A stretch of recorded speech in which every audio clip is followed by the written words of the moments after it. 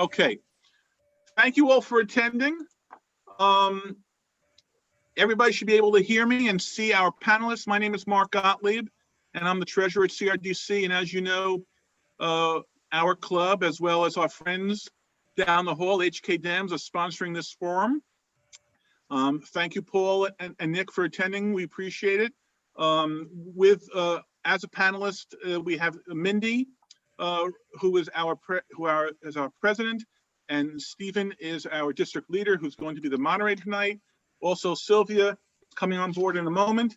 I will allow Stephen to introduce the candidates. And Stephen, it's all up to you. And you can, if you need any technical assistance, I am here. Thank you so much. And thank you all for being patient. And I'm really looking forward to tonight's program. Go ahead, Stephen. All right, thanks, Mark. Thank you, everyone, for joining us. The next 90 minutes to 2 hours, we will try to do a really quick run through a number of facets of what it takes to be Manhattan Borough President and how each of these 6 candidates will approach it a little bit differently. Each candidate will have 90 seconds for an opening statement. I have a stack of 10 sets of questions. Some will be the same for all candidates. Some will be different questions on the same topic for each candidate. But candidates will be called upon in a random order. I sat here with a randomizer, and for each one of these questions, I plugged your names in, and it spat out an order. So that's what we're going to do. If you are watching us, we ask that you not either cheerlead or put questions in the chat. You can quietly chat with Mindy if you have a question, but I don't know how much time we're going to have to get those in. I think that's really about it. So I am going to, rather than big introductions, I'm going to let the candidates introduce themselves during their opening statements.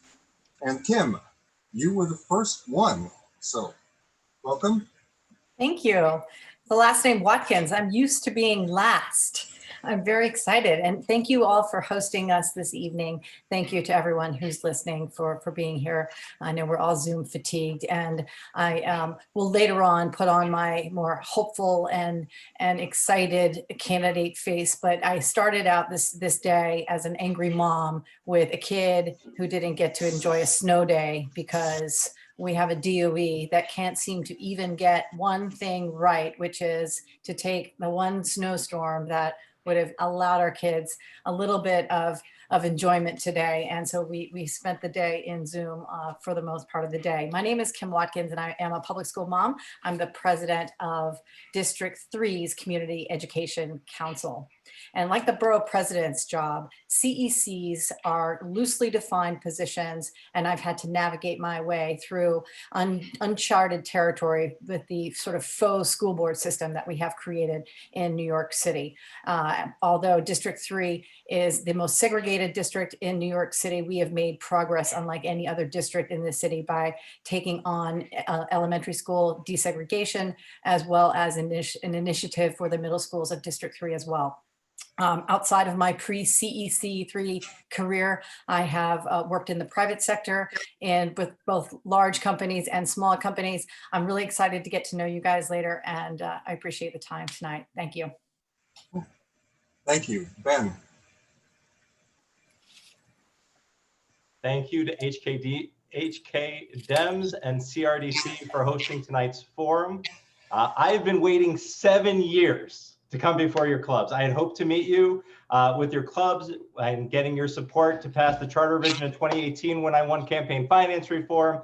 I was hoping I could come before your clubs in 2019 to discuss an independent budget for CCRB, the borough president, and so many other times. But if it took running for borough president to come before your clubs and being allowed to speak to you, the members, it was worth it.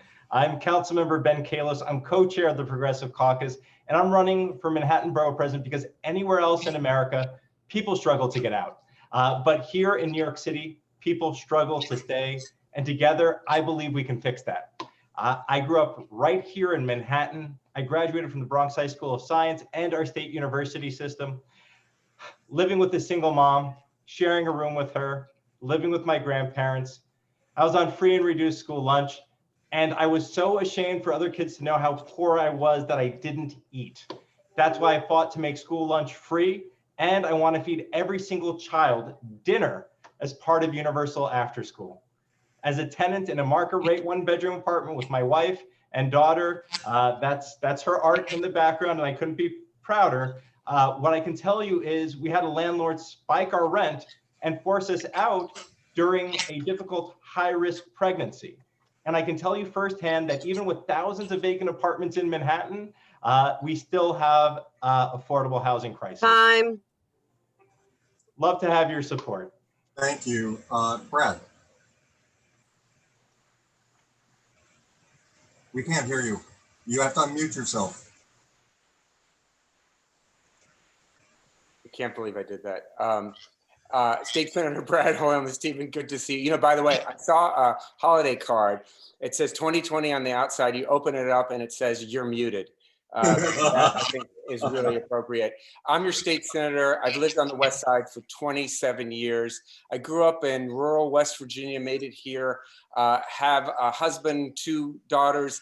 It's the 8th day of Hanukkah. Yes, we're broke, as a lot of parents are on this day. But it's been the honor of a lifetime to represent you in the state Senate for the last 8 years. And I'm very proud of the legislation I've passed. 79 bills, some of them the most consequential in recent years, including the Gender Expression Non-Discrimination Act, which I passed with Dick Godfrey, which is the Transgender Human Rights Law, the Child Victims Act, which allows adult survivors of child sexual abuse to file claims against their abusers, which I passed with Assemblywoman Linda Rosenthal, the Protect Our Courts Act, which just signed yesterday, which protects immigrants going to and from courthouses. You know, the Immigration and Customs Enforcement was rounding up immigrants at courthouses and trying to deport them. Well, this law will stop that. And one of the bills I'm most proud of is the bill that narrows the exemptions for vaccinations. We have a COVID-19 health crisis, of course, but this legislation will ensure that everyone gets the vaccine and is protected. So I'm very proud of that fact. I've taken on a lot of righteous enemies during my time in the Senate, including real estate and the anti-vaxxers and big tobacco, but that's the kind of energy and determination, Mindy, I'm gonna bring to this office. Thank you. Thank you. Elizabeth, you're next. Do you prefer being called Elizabeth or? Elizabeth is great. Thank you. You're very welcome. Welcome. Thanks for the opportunity to HK Dems and CRDC. So my name is Elizabeth Caputo. I build bridges for a living, and I believe that New York City and this borough needs strong, innovative leadership. Throughout my 25 years living and working in Manhattan, I have bridged public and private, global and local, and neighborhood to neighborhood. I have a career in municipal infrastructure finance. I have served as the longest serving Manhattan Community Board 7 chair, just to the north of you all. And I ran a very popular citywide civic organization where we hosted dozens of events in your district at wonderful bars and nightclubs that I look forward to talking with you all about a little bit more tonight.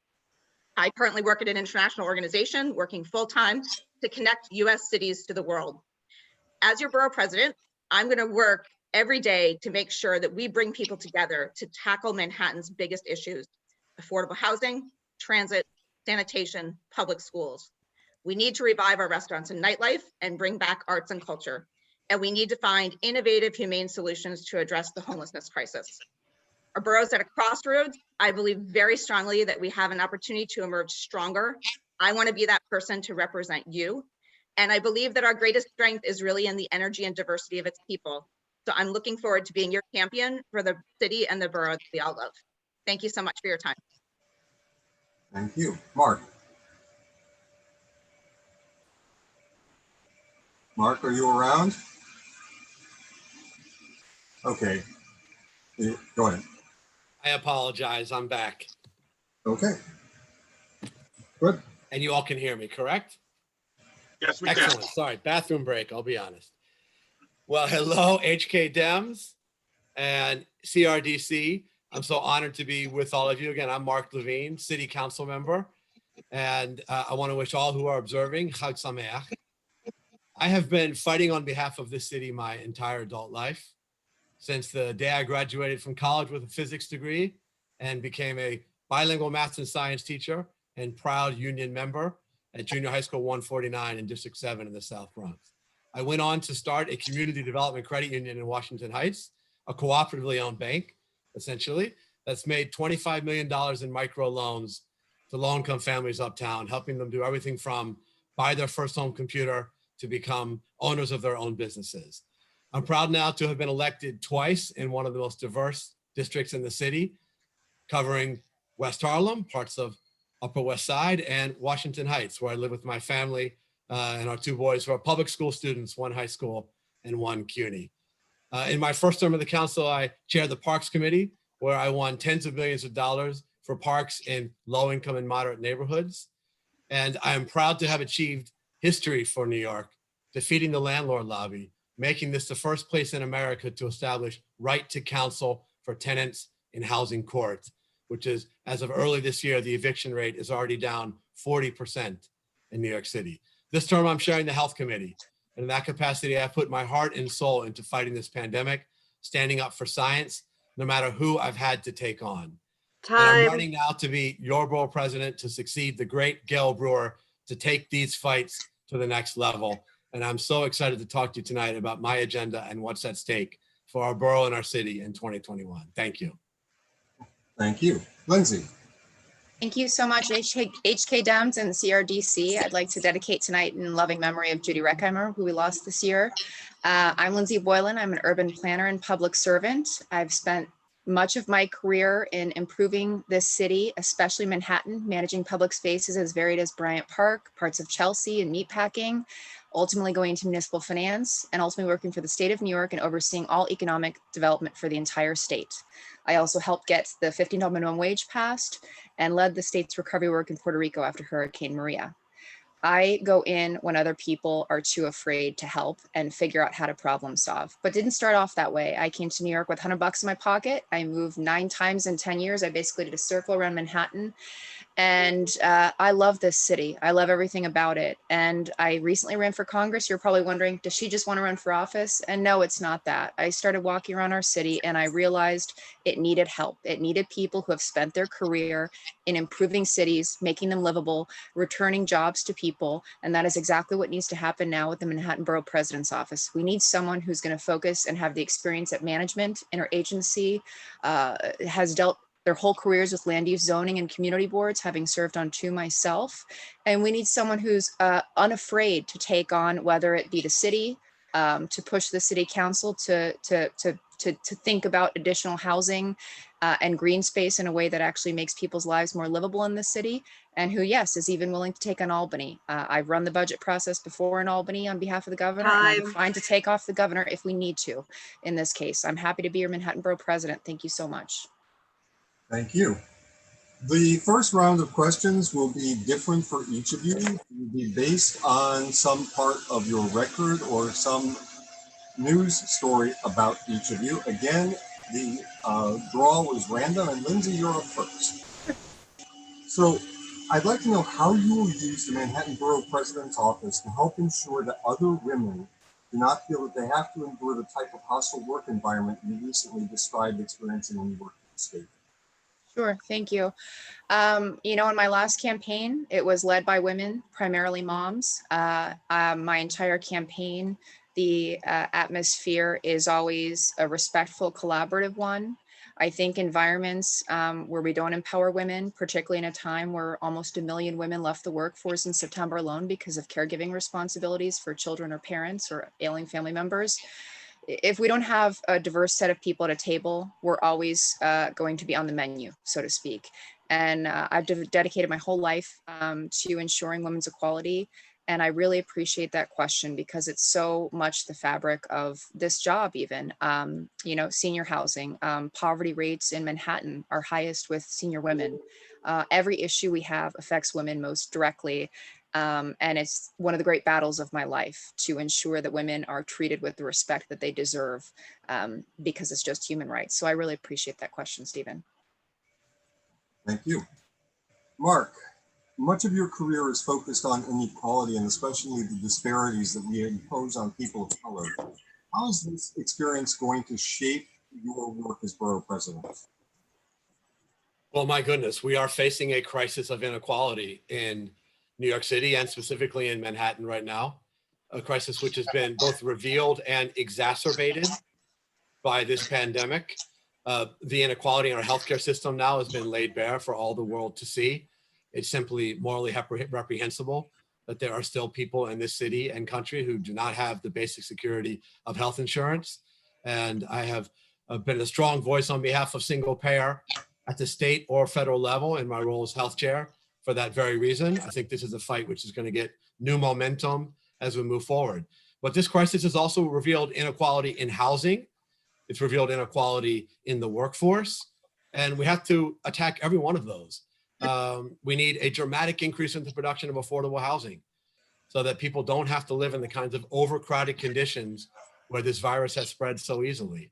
And that's going to require raising taxes on the wealthiest amongst us so that we can ramp up production of truly affordable housing, a topic I'm sure we'll talk about much more tonight. And we have to openly call out systemic racism in every sector of the city, from law enforcement to education to housing. These are issues which I've been active on in my time in the council and will continue to lead on if I'm lucky enough to be your next borough president. Thank you. Kim, you said that institutional politicians have failed to lead. Focusing on your approach rather than your specific proposals, what would you do differently, and how would you work productively with many of those same institutional politicians? Thank you. This is a great question and a great way to bring me out of the angry start that I had. You know, the truth is that I live in the real world in Harlem, where people don't have food on the table and they are facing eviction and they are struggling to make ends meet. They're in remote school, but they don't have a device. Kids are learning on their parents' phones to get through school. The institutions that need to be redefined, restructuring some of the systems and structures that are in place in terms of one of my main priorities, which is giving public schools back to the public, making sure that we figure out a way to bring democracy into the public school system, which represents 1/3 of the city's budget. And everything that we have seen through this year, through this school year in particular, demonstrates that if we could get public education right, we would set our city on a course to be able to effectively help the other main issues that we have, the driving force behind economic vibrancy and creating jobs that pay a living wage, and building and sustaining affordable homes in our city, and sustainability, and all of those related issues that intersect with one another. So I think a different approach would help refocus people, give them a different filter through which to see a lot of the way that we do our business in New York City. And the way to primarily do that is to bring democracy down closer to where the issues are, find solutions where the problems take place. Thank you. Ben, you have a lot of backing from organized labor. Can you sort of talk about your relationship with organized labor and how that's likely to influence your priorities as borough president? Thank you. Great question. I'm proud to have the endorsement of 74 labor unions, from our nurses to construction workers, even bus drivers. I'd like to just take a moment to just finish my opening statement, because one of the things that I'm particularly concerned about is that in my time, I've seen developers getting billions in tax breaks, corrupt politicians getting thousands in campaign contributions, and tenants like us paying for all. And that's when I ran for city council. I refused big money from real estate developers, corporations, and lobbyists when I wrote the law so more progressive candidates could run the right way and win. And so what I'm looking for is a worker-led recovery. And so I'm a union side labor lawyer, and you're going to hear a lot over the course of this forum about how do we recover. And for me, I believe we can have a worker-led recovery. And so that starts with, when we build affordable housing, the people doing it shouldn't be paid poverty wages. I think that's why I have a lot of support from our construction trade. They agree with that idea. And we shouldn't be making our affordable housing crisis worse. And also, the city has $16 billion in contracts. We shouldn't be paying our human service workers poverty wages while they themselves are trying to help other people out of poverty. So I proposed legislation for prevailing wage for our human service workers. So ultimately, I think, just as anyone from labor, we can raise all of us up by taking care of our workers and create a city for all of us. Thank you. Thank you. Elizabeth, you spent a long time as a community organizer at the grassroots. How does that work likely to inform what you'll do as borough president? And how will you use the office of the borough president to bolster citizens' involvement with their government? Thanks so much. That's a great question. As most of you know, prior to becoming chair of Community Board 7, I ran a group called Democratic Leadership for the 21st Century. And I can give a great example of where I've worked actually in your neighborhood. 11 years ago, almost to the day, we hosted an event on H1N1 and pandemics and when the next one was going to hit New York City. That was part of my responsibilities at DL21C. We hosted it at Iguana Nightclub, which I know is just outside of the HK Dems district, but is very close by. I think a lot of you know Iguana. So that event was hosted by me, and we had Lori Garrett, who many of you have seen on TV, who's a global pandemics expert, and Dr. Howard Zucker, who is now the New York State Health Chair. That meeting brought together over 150 people. What I'm good at is bringing people together and being forward thinking. What's very sad about what I'm going to tell you about that event was that the owner of the nightclub, the general manager, Nino Brusco, died, I believe, of COVID in July. So it just brings everything home. What I do is bring people together to raise awareness about issues, just like I did on Community Board 7 and how I will do as your borough president. Thank you. Thank you. Brad, you have a reputation as a very successful and productive legislator. How do you anticipate making the transition to an executive position that's often described as primarily ceremonial? Brad, you have to unmute yourself again. Happened twice to me. I should be kicked off of the Zoom. I don't think it's ceremonial. I think it, as Gail Brewer has shown, the power of the borough president in planning, in introducing legislation, in building coalitions among community groups, and really moving the most consequential issues of the day are at the hands of the borough president. So passing 79 bills in Albany, yeah, that was a great success that folks on this Zoom helped make possible thanks to all the texting and phone banking that we did to flip the Senate. But it energizes me because we took on those big fights against the tobacco lobby, against the real estate board, against anti-vaxxers. And the challenges ahead are even greater. We have 20 million square feet of empty office space in Midtown, Stephen. Imagine that as supportive housing or a space for small businesses. I believe that I've shown I'm creative and collaborative, and when I see an issue, I go for it, and I work with local groups to try to get it across the finish line. That's the kind of resolve I hope to bring to this office. Thank you. Okay, the next question will be the same for all of you, and it's kind of on envisioning the scope of the office. So what I'd like you to do is to take your time to talk about the most under-recognized power of the office of borough president and how you would use it more effectively. Mark, you're up first. Well, thank you so much, Stephen. Yes, I think we talk a lot about the power of land use. We talk a lot about the power of appointment on community boards and myriad other bodies. We don't talk enough about the office's power to introduce legislation and to really play a role in the legislative process. Now, Gail Brewer has done that again and again.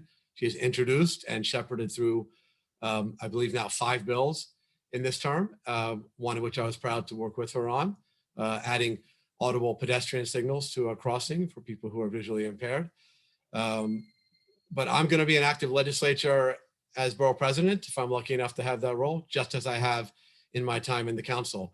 And I'll mention 2 areas where I plan to very early and very aggressively legislate on, which is expansion of our city's historic right to counsel law. We want to raise the income eligibility. We want to lock into law coverage for people who are in NYCHA housing and other publicly financed housing. And secondly, and perhaps even more ambitiously, I want New York City to create a public bank. We have on any given day billions of dollars on deposit at Wall Street banks. We should take some of that and put it into an institution that we own.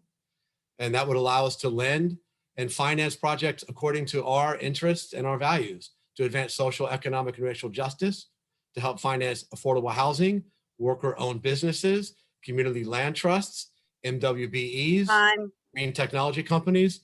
This will be amongst my early legislative priorities in an underappreciated power of the office. Thank you. Thank you. Kim. Almost started talking before I realized I was muted. So the question on the table is the underutilized area of the office. And I think for me, that what strikes me as being some area to expand in terms of the borough president's office is election integrity and basic sense of the value of democracy. It's part educational, and of course it's part sort of administrative. One of the things that I think strikes me as being a big concern is where we are transitioning with the Community Education Council elections for 2021 and moving forward is a wider sort of audience, a wider electorate for elections for that aspect. And of course, the borough president appoints 2 people per Community Education Council. And I know that this seems maybe kind of crazy, but I kind of think that we should start thinking about electing some of our community board members. I see no reason why we couldn't and foster more civic engagement and help bring younger people to civic involvement. If we were to bring democracy, again, that theme I had from the first question, back down to the ground where solutions are needed, because that's where the problems really are. So I would say elections. Thank you. Elizabeth. Great, thanks. So look, I think for me, it's really about community board leadership. Amongst the candidates for this office, I believe I'm the longest serving community board executive chair. So I believe that this is really, to me, the role that the borough president's office could really do well and could really bridge neighborhoods. And as borough president, I'm going to bring borough board meetings across Manhattan, not just at 1 Center Street. We're going to host things in each of the 12 community board offices. We need to appoint members who truly, in my view, really reflect the diversity of our neighborhoods, which is something I prioritized when I was board chair, and not the political whims of elected officials. And I also believe that we need to make sure that our citizens are really the cornerstone here. They are the greatest sense of democracy and local town hall government. We need to reform how the community boards operate. The borough president is in charge of all that. And there needs to be really the right executive leader who can run those meetings well and truly bring everyone to the table. And I believe I'm going to be that person for all of you. Thanks. Thank you, Brad. Thanks. Of course, legislation, but I think the power in the office is also in hearings. I've been part of a number of consequential hearings in Albany, including around sexual harassment and tenants' rights and the environment. We could do that more, and imagine what we could do on climate action, given that the island of Manhattan is going to be underwater unless we do something about it very soon. Secondly, I really think it's important that we look at city services. That's a charter mandated review power of the borough president. With homelessness increasing and trash collection failing, we could certainly pursue that. And then third, I want to talk about what I call community board budgeting, the power of the capital budget in the borough president's office, just like council members do in terms of participatory budgeting. I want to let community boards have a role in deciding which capital projects to choose in their neighborhoods. Thank you, Ben. Steve, I want to just take a moment to say thank you for giving real questions that are on the spot and force us to actually think on our feet. It gave me great pause. I think the borough president is a moral conscience for the city, especially when you're talking about Gail Brewer. In my district, when elected officials wouldn't do anything about billionaires' role in their district, and they started marching into my district to have super tall towers for billionaires forcing affordable housing out, and I was fighting that. Gail Brewer showed up. She stood with me and behind me. We did the first of our kind rezoning to stop towers for billionaires. And when they started to do it all over the city on the west side too, we actually worked together to build a borough-wide coalition to stop super talls for billionaires propped up on empty voids.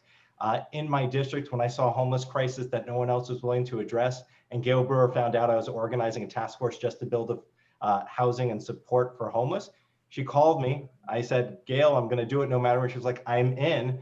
And we've been able to build supportive housing on the east side. You haven't been getting complaints, you haven't seen lawsuits. And I've built supportive housing for formerly homeless women and children across the street from where I live. We just opened a new food pantry with additional homeless services on the Upper East Side. When the mayor was pushing mandatory inclusionary housing and zoning equality for affordability, he tried to give developers a height bonus without doing affordability. Gail Brewer and I organized as much as we could in Manhattan. Sadly, elected officials north of 96th Street didn't want affordability for additional height, but we did win affordability for additional height below 96th Street.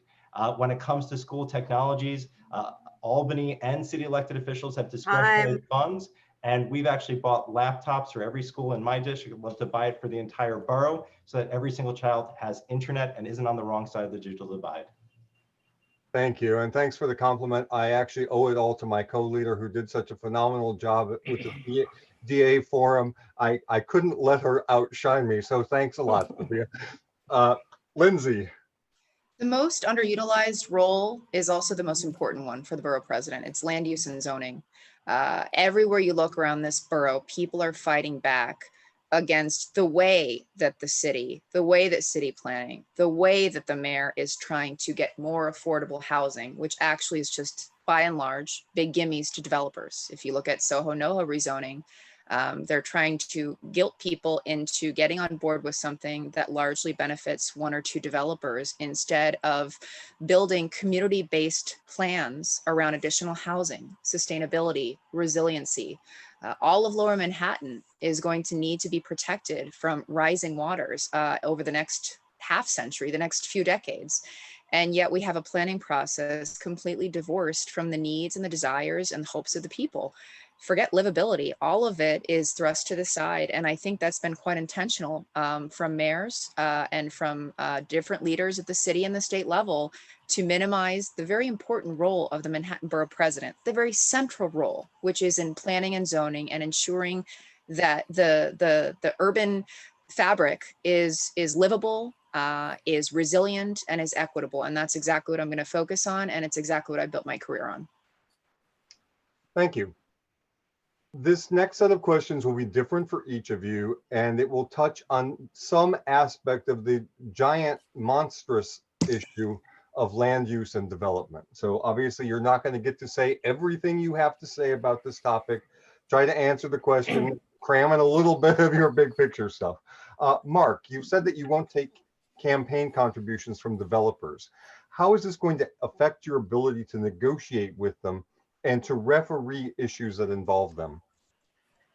Well, this office has unique power over land use, and so I don't want to be compromised or even have the appearance of compromise. That's why I'm not taking contributions from developers.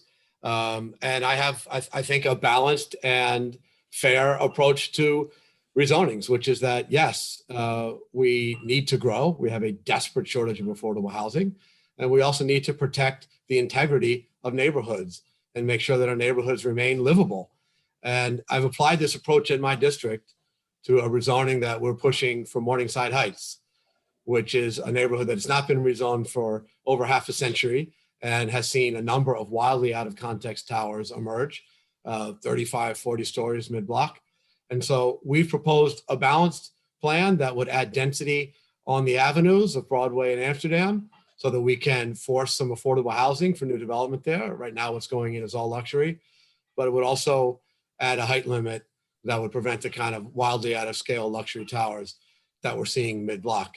And that's the kind of work that I do, pushing forward smart policy and a vision of rezoning that allows for the additional affordable housing that we desperately need and still protects the neighborhoods that we live in and love so much. Thank you. Brad, prior to becoming a state senator, you worked for the very pro-business Partnership for New York City. how did what you learned there prepare you to deal with a group of people whose views are often divergent from your own? Yeah, it's a good question, because I think that, you learn from the civic fabric of business, working in cooperation with local community organizations. Sometimes it works, sometimes it doesn't. And a good example of that is real estate. And I'm proud to have been on the other side of the landlord lobby in Albany when we passed the most comprehensive tenant reforms in this state's history. We no longer have luxury decontrol, thanks to so many people on this Zoom, but thanks to Albany for finally stepping up and protecting tenants and tenants' homes. We need to do the same, Stephen, as we move forward. We cannot have an affordable housing program in the city of New York that's driven by the market. The market has no morals. The market is not going to give us the affordability that our constituents need. Mandatory inclusionary housing needs to be thrown overboard. We need social housing. We need a return to Penn Souths in our neighborhood. We need Manhattan plazas. We need Westbeths for artists, for seniors, and for those who can't find housing but want to make it in New York City. And that's part of my vision. When you have 20 million square feet of empty office space in Midtown, you can think big like that. And that's the kind of thinking we need to do. And crisis, of course, as they say, is a terrible thing to waste. And certainly we have one. So that work and big picture economics is something I hope to bring to the table, Stephen. Okay. Elizabeth, you've had a front row seat for this. What do you think is the single biggest mistake we as a city make in determining land use priorities, and how would you work as borough president to rectify that mistake? Sure, it's a great question. I mean, look, as Manhattan grows, it's clear to me that we need an increased number of affordable units. I think the statistic is something like 44% of all New York households are rent burdened, which means they pay more than 30% of their income towards rent. We are a city, we're a city of islands and also a borough of bridges. We cannot develop sort of out, we have to develop up. So changes to zoning that allow for higher density construction, to me, are part of the solution to the affordable housing crisis. I believe strongly that these rezonings need to be conscientious, focusing on a lot of the work I do in my day job on addressing the environmental, racial, and economic concerns of the neighborhood. I also believe that these rezonings need to be made with public transit in mind. I'm a big believer in mass transit. It's been a cornerstone of this campaign for me.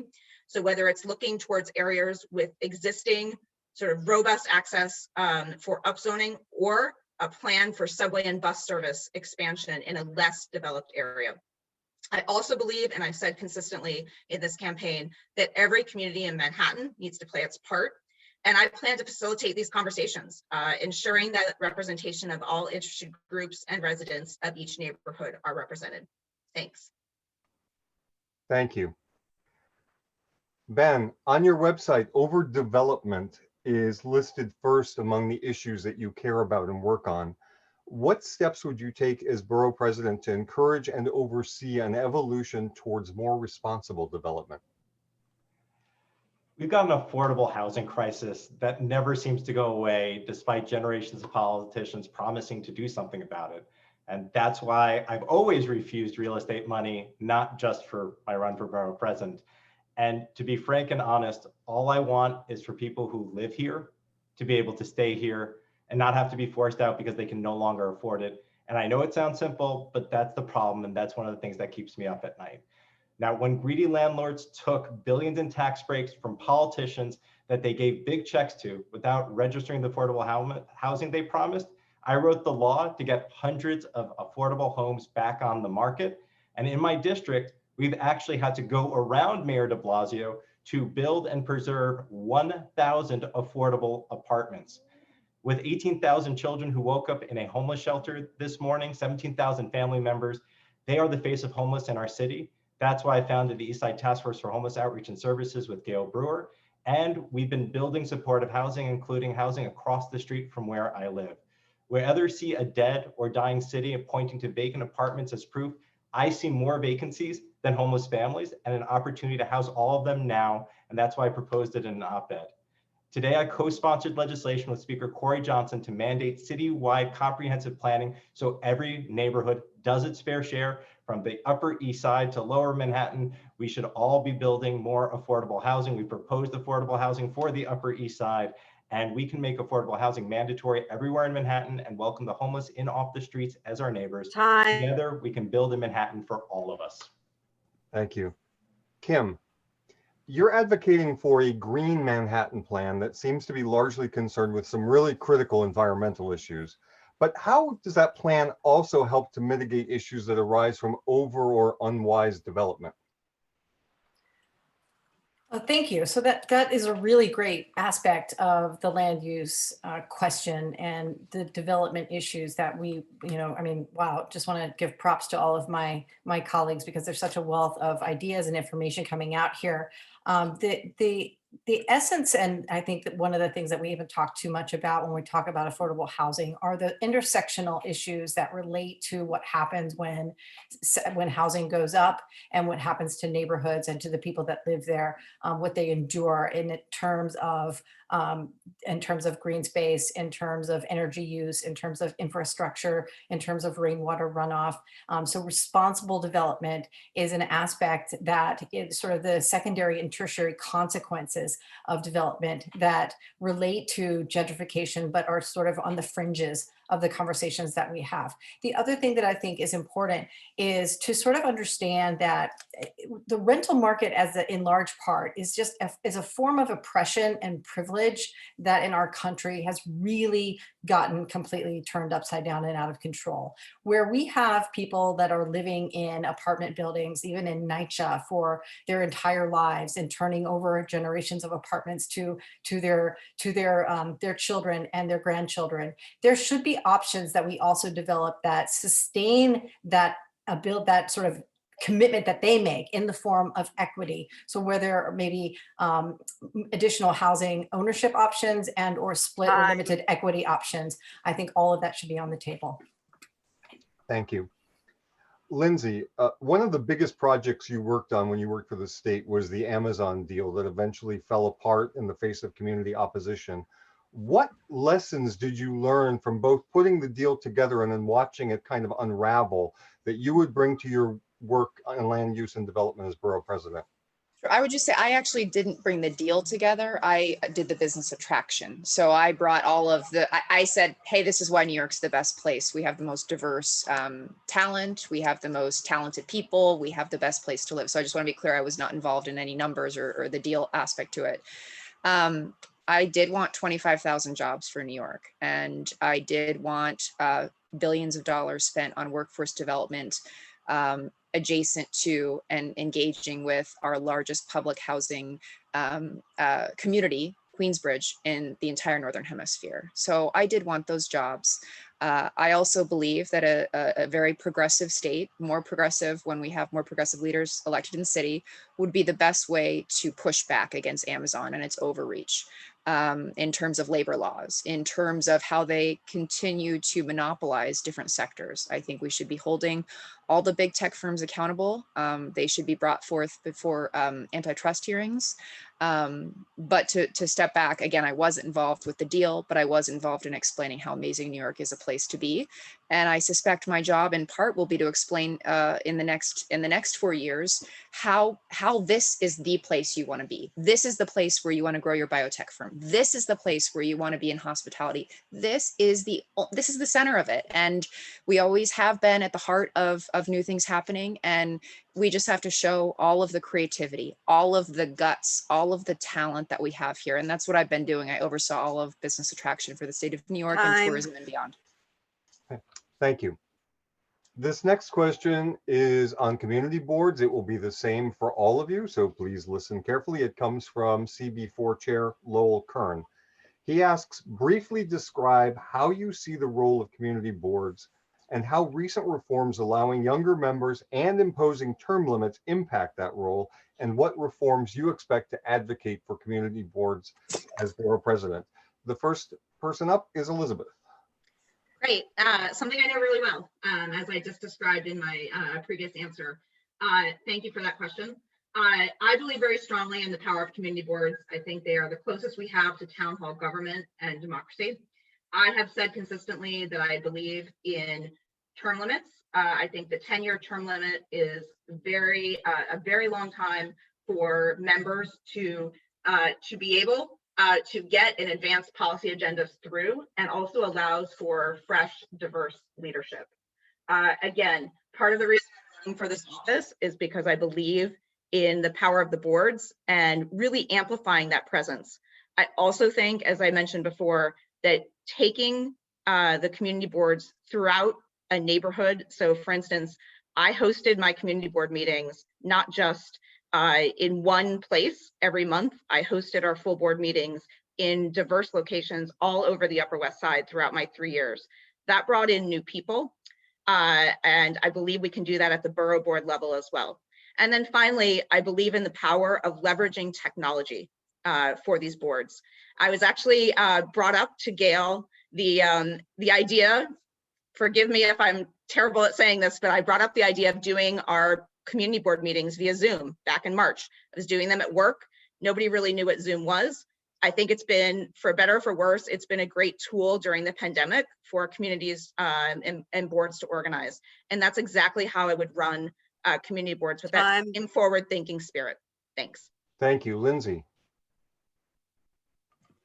You know, I earlier I mentioned how almost 1 million women have left the workforce in September alone because of caregiving responsibilities. And I think there's a huge number of people we're missing if we don't learn from the opportunities of this crisis, and in particular, how we run community boards. We have to give more options for community board membership and engagement that are remote. It enables people who have caregiving responsibilities, important work schedules, and mobility issues to engage more directly. And that will absolutely contribute to the diversity of opinions and experiences on our boards. And frankly, I think that's the most important way, how we integrate after this pandemic. The opportunity for people to engage remotely, not exclusively, but we really need to bring that into every community board. Capital grants need to be provided from the borough president's office to make that possible. And hopefully those will go to benefit the schools where largely these meetings are held many times. So I'm really excited about that. And I think it's incredibly important that we diversify the number of people and the types of folks who can engage in these meetings. Thank you. Ben. I got my start on Community Board 8 Manhattan when Scott Stringer first appointed me. I think I've proven that when elected officials support their community boards, we can be unstoppable. That's why I've funded urban planners for my community boards, and this year, every board in Manhattan to empower community boards to actually stand up to developers. I also worked with Manhattan Borough President Gail Brewer to introduce and pass a resolution that allowed teens on community boards. Now, boards can be stagnant and over time become less representative of their communities. The boards where I have the most appointments has seen the highest turnover because I've been willing to take people off who stopped participating or showing up, appointing new members from high school, union members, and retirees, where people of color have better representation. The board has a new face, and now it's fighting for affordable housing, good union jobs, and safe streets for cyclists and pedestrians. In my first term in the City Council and later at the Charter Revision Commission, I proposed urban planners and term limits for community boards over the opposition of the Real Estate Board of New York. I also proposed transparency around community board appointments and their racial demographics. Voters overwhelmingly approved my proposals. To put things in perspective though, my 2-year-old daughter will be graduating from middle school when term limits go into effect. On the topic of children and parents, I do want to just thank Lindsey Boylen for bringing this up. It is hard as a parent to go to evening meetings. That's why I introduced legislation to require childcare at government meetings. And I hope to get that done, whether now as a council member or as borough president. And taken together, we can empower our boards to take on developers and ensure that their diversity will reflect the communities they are appointed to represent. Thank you. Kim? Thank you. Well, I already offered one when I spoke a little bit earlier about bringing democracy down to the ground level and the potential that there is, it's really, really difficult, potentially not realistic to think that representative appointments are something that can be done effectively over a long period of time. I think that in addition to that particular issue, that I think it, just sort of figuring out how to get community boards populated and work distributed in the right way. I talked to a couple of community board leaders just to sort of get their sense, and we were both agreeing, one particular president and I, since I'm president of CEC3, about how these volunteer positions require such an exhaustive amount of time and energy, and how limiting it is for individuals that simply work or have families to care for, et cetera. So that is a really central issue, I think, that we need to think more closely about, And I think that there is one additional thing that I would like to see done at the borough board level, which is to include the school boards in that group. I also feel like the redundancies that are a result of community board districts and school districts and city council districts is something that we should be looking at as well. To have better alignment with some of these working groups would allow us to get work done more efficiently. Thank you. Mark? Thank you. Well, I had the pleasure of serving for 5 years on Community Board 12, where I chaired the Traffic and Transportation Committee. And I'm a true believer in the power of these bodies and their importance. And it's why I stood with Gail Brewer to fight against the landlord lobby against term limits for board members, because there are experts on every one of our boards that have acquired their knowledge over years of service, allowing them to go toe-to-toe with major forces like real estate developers, and to lose that talent and that experience would only weaken boards. I'm sorry we lost that fight, but I'm proud to have stood with Gail.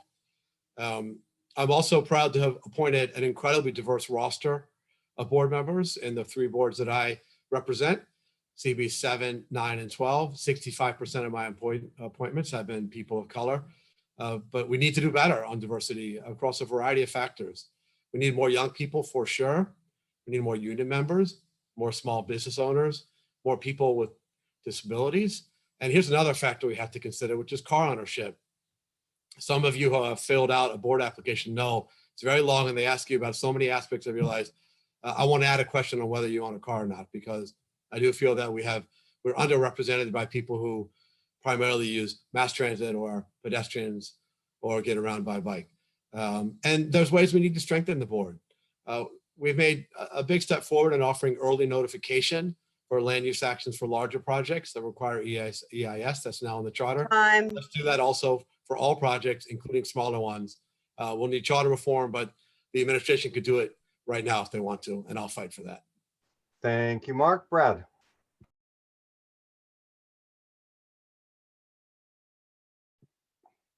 Yeah, well, of course, community board budgeting, which is going to be the centerpiece of my outreach to the boards, where the boards themselves actually get to decide capital projects. I've done it through the state Senate. We allocated $1.5 million across the community boards in the 27th Senate District, including Community Board 4, which is very helpful. And I think about Community Board 4, I think about Lowell Kern, Joe Restuccia, Betty McIntosh, JD Nolan, Bert Lazarin. Those are more veteran voices that are going to be lost due to term limits. And I'm telling you, it's going to be a loss to the community, because the permanent government in City Hall is the lobbying class. The permanent government in City Hall is the real estate lobby. And once we get rid of our community activists, we're going to be subject to the power of the lobbyists. So I'm very sad about that. The third thing I really think is important is that we strengthen the Urban Fellows program. It's done a lot of good over the years, but we need more resources to help community boards understand land use, particularly since we're going to have all these new members and the veterans are going to be gone. I hope to put those veterans, though, as public members. I'm going to make a big effort in that. And then finally, diverse boards are incredibly important. Beta NYC recently released a report showing that there's underrepresentation of Latinos and Asian Americans. We only have 2 transgender community board members borough-wide. We need to change that. Thank you. This next question concerns solid waste. It will be the same question for all of you. It comes from Kathy Nazari, who is a member of our executive committee and also on the Solid Waste Advisory Board. Many people don't know that the Solid Waste Advisory Boards fall under the Borough President's purview. Kathy would like to know, what are your priorities in terms of waste reduction, and how would you expect to be involved in this area as Borough President? Lindsey, you're up first. Well, I think one of the biggest issues between commercial, municipal, and private carting is that people have no idea how much trash we're creating. I mean, I used to manage the film festival at Bryant Park on Monday nights, and the amount of trash we produce with our daily activities or with the film festival just by bringing our picnic basket with us, the amount of trash juice, the amount of issues we create in terms of livability, in terms of rats, in terms of quality of life issues is just huge. So I really applaud Manhattan Borough President Brewer in really reactivating the solid waste review advisory board. I think we need to think much more collectively about private carting as well. And additional, like bringing down the number of to smaller buildings that you have to be responsible for in having trash carts, and make even more buildings responsible for how you set up trash to be taken away, because it's not just how much trash we create, it's also how it sits there and how trash juice collects and coalesces. Those are some of the biggest quality of life issues that contribute to other really bad things. And we don't even think about it, frankly, how much it affects our quality of life. And thankfully, that was what I was managing when I was in the bid world with public parks. And I'm really excited to operationally troubleshoot both with private carting, municipal carting, and then beyond. Thank you. Kim. Great, thank you. So I would start by supporting the legislation to shift the cost of waste to the manufacturers. One of the things I think we're seeing in the, we're not thinking that we're seeing it, we are seeing the ubiquitous trucks delivering everything and anything that we can buy online, and all of the packaging, and shifting that cost away from the consumer is something that I think is an important function in terms of the amount of waste that we produce and the cost to remove it. Organic waste is something that is I would want to say near and dear to my heart, because that sounds kind of weird, but that kind of is something that I think about a lot, because composting is something that I do in my home. And it's something that's very upsetting to me that we've curbed through the pandemic. I can't wait to bring it back stronger. I think that neighborhood composting is the way that we need to focus our energies, bringing much more of that to the community level. The final thing I'll say is that I think there's another aspect just in terms of the educational component. Lindsey touched on this, but just the sheer amount of waste to sort of help our school system. We have zero waste schools. I think the achievement in greater education around zero waste buildings and zero waste living is something that we could be doing as a cultural shift. And there are opportunities to do that in social groups on Facebook, like the Buy Nothing Project. So there's a lot to work on there. Thank you. Thank you. Ben. We need to leave the world better than we found it. We all produce tons of waste, and that means that anyone who's trying to make the world a better place means we're starting from a negative. I probably know more about solid waste than anyone probably should. I've met with the Solid Waste Advisory Board multiple times. I just want to focus on plastics, recycling, composting, and just trash. There's plastic everywhere. It's in our oceans, it's floating. The fish are eating it. We're eating the fish. It's in us now, and it's bad. That's one of the reasons I supported the city council and was a co-prime sponsor for plastic bag diversion. I was incredibly sad when Albany stopped New York City from implementing it and set it back several years, but now it's here, and I think we've given away over 9,000 reusable bags. Also, plastic bottles. No reason we should be selling them in parks. That's why I introduced legislation to do so. And Mayor de Blasio adopted it as an executive order together with the young women who helped organize the climate strike. When it comes to recycling, I'm a big supporter of single stream. We need to make it simpler to recycle. The work of a council member, the work of a borough president is building by building, getting them to get their free fabric recycling, free electronics recycling on site. Now, when it comes to composting, you can read about my fight with the mayor on composting in the New York Times. We funded Grow NYC to bring composting locations all over the east side, including to subway stops in East Harlem. Time. And last piece is just there's trash everywhere. I put a new trash can on every corner. I want to do that for the entire borough. I think we can clean up this borough together. Thank you, Brad. Yeah, yes. Well, you know, waste, solid waste is such a key component of us addressing the climate crisis, and we need to do better. And this administration, the city administration, has failed miserably. The Bloomberg set a goal of 30% recyclables by 2017, and we haven't met that. We're recycling about a fifth of our waste right now, which is far less than other major cities. New York is failing its citizens. New York is failing when it comes to public housing and recycling and providing residents with information to do that in our niches. We have to do better. You know, I'm focused on better education around recycling. You know, it's very confusing for consumers, for residents to understand what's to be recycled and what isn't. That hasn't happened well in New York. And then finally, let's not forget about COVID-19 and the fact that this is a real opportunity to understand the origins of this virus and its spread through testing our solid waste. Composting also needs to increase. We've dropped the ball on that. So I'm really disappointed that the goals set forth by the previous administration to address climate change have actually regressed under the de Blasio administration. That's a real failure of leadership. Thank you, Mark. Well, thank you so much. We are shamefully behind on recycling.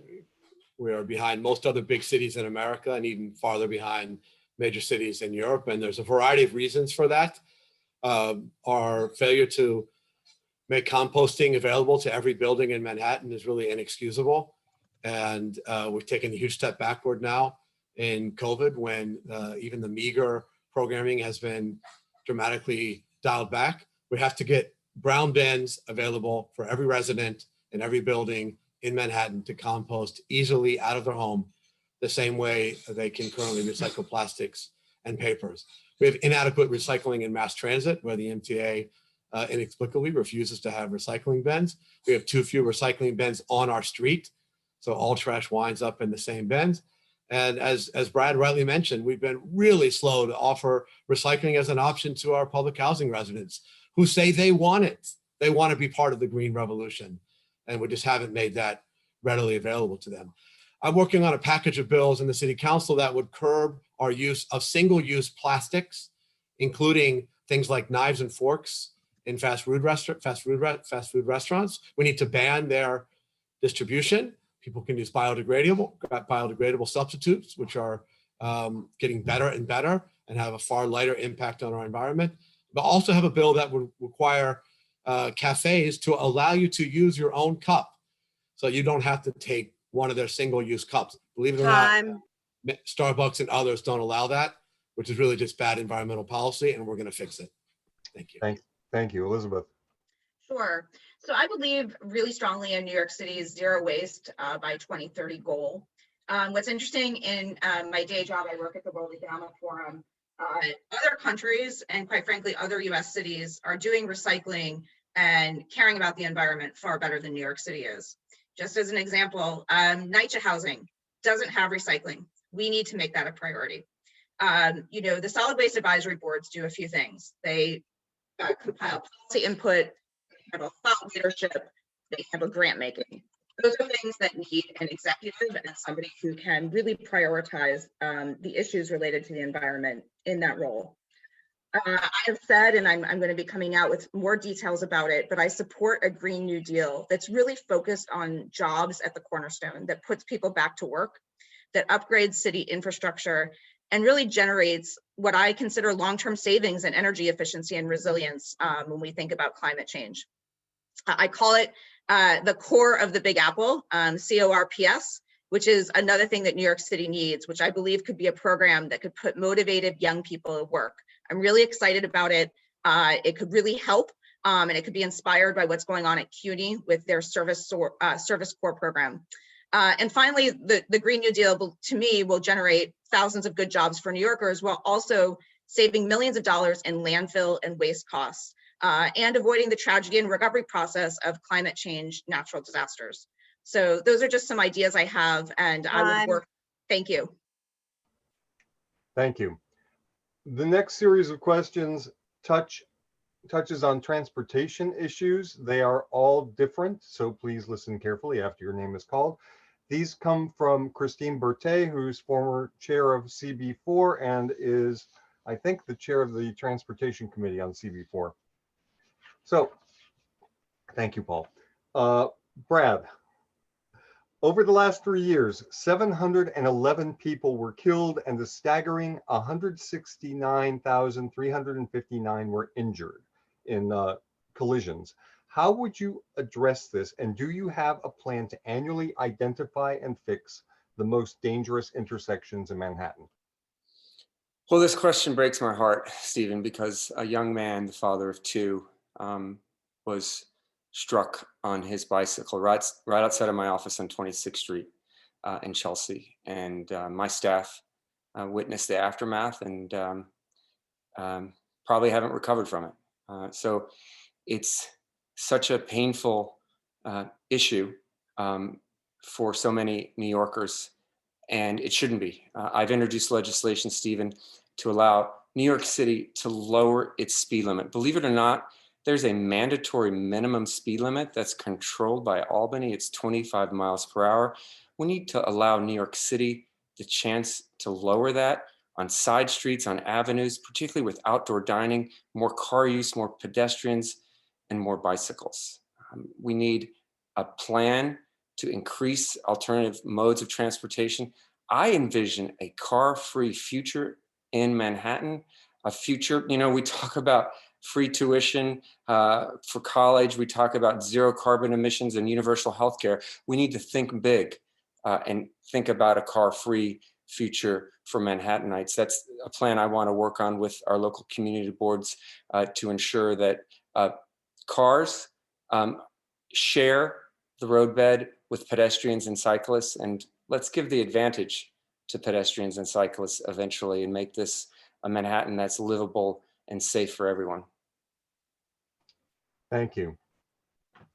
Mark, in general, it seems that the streets are better maintained than the sidewalks in this city, and millions of New Yorkers walk every day.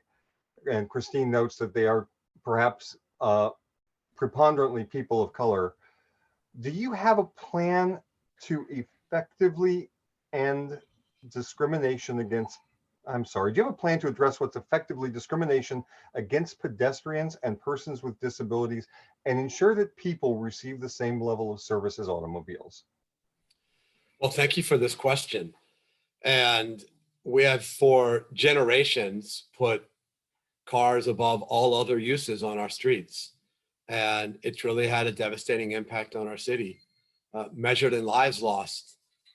Last year, Manhattan had 30 pedestrians or cyclists killed by motor vehicles and 3,500 who were injured. And we have an opportunity now to do better by redesigning our streets and sidewalks in a way that protects the most vulnerable. And there's really a hierarchy of vulnerability on the streets.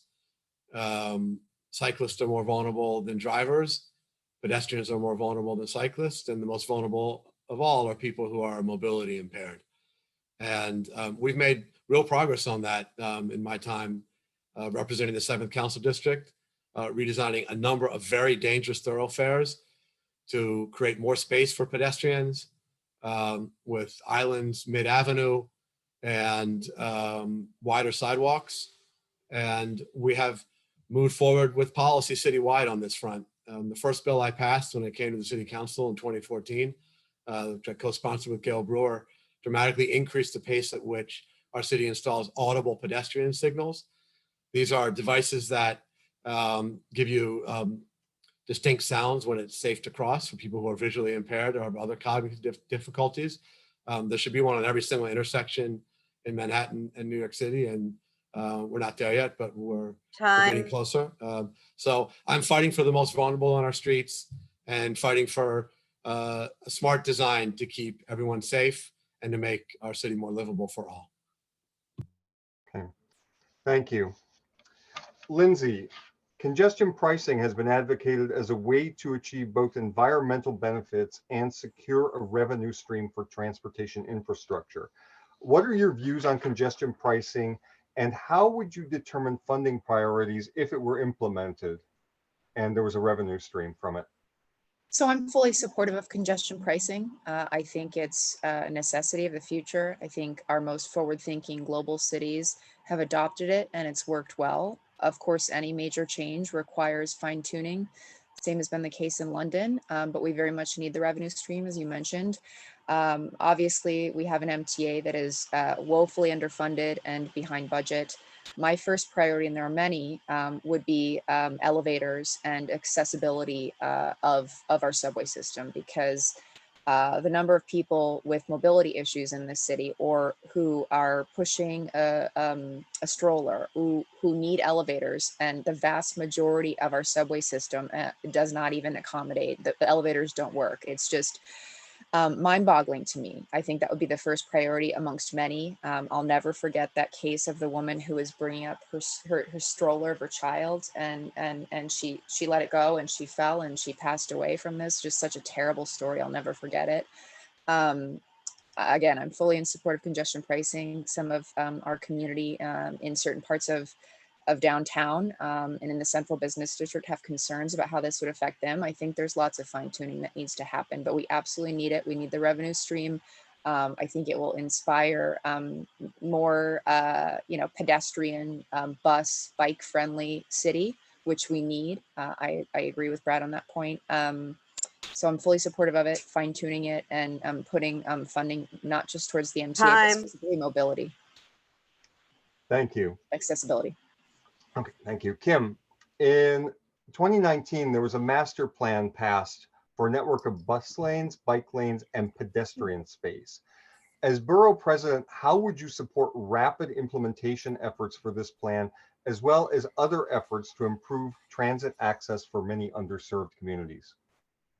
Stephen, I apologize. I had someone asking me a question on my left side. Could you repeat that question for me? I'm so sorry. Sorry, that's okay. I apologize. In 2019, there was a master plan passed that involved implementation of a network of bus lanes, bike lanes, and pedestrian space. As borough president, how would you support rapid implementation of that plan, as well as other efforts to improve transit access for underserved communities? Right. Well, I think some of it has already been touched on. I'm a big supporter of the expansion of bus lanes and the use of our street space for something other than vehicular traffic. We're an island of fewer than 23 square miles. It's a very small space, but we've got 508 miles of streets on the island. And though I think imagining a car-free Manhattan is a really amazing thing to think about. At least within the first 5 years, we could get that 20 to 25% down, cut off 100 miles of permanent open streets for the use of additional bike lanes, additional select bus service, additional pedestrian pathways, and open up the streets for not just obviously bicycles and pedestrians and strollers, people with mobility issues, and scooters, and many other things that we might be thinking up of as we start to think about life as a potential car-free location to live in.